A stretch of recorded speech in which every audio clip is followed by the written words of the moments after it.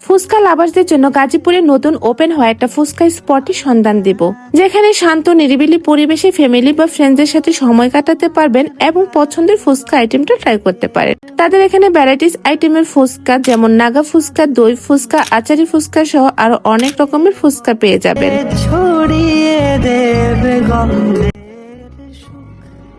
আমি তাদের প্রত্যেকটা ফুচকায় ট্রাই করেছি, আর আমার কাছে সবচেয়ে বেশি ইউনিক লেগেছে সেটা হলো তারা 3টা করে টক ইউজ করেন প্রত্যেকটা ফুচকা প্লেটের মধ্যে।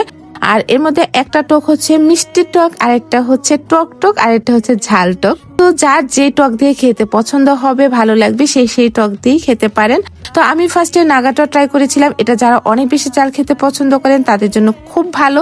দেন আমি দই ফুচকাটা ট্রাই করেছি, আমার কাছে সবচেয়ে বেশি দই ফুচকাটাই ভালো লেগেছে।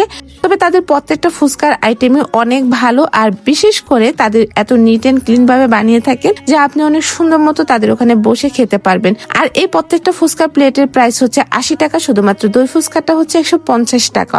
দেন আমি সবশেষে ট্রাই করেছিলাম 70 টাকা দিয়ে তাদের এই এক প্লেট চটপটির ঘনত্বটা একদম পারফেক্ট, মানে বেশি ভারীও না আবার বেশি পাতলাও না, খেতেও কিন্তু বেশ ভালো লেগেছে।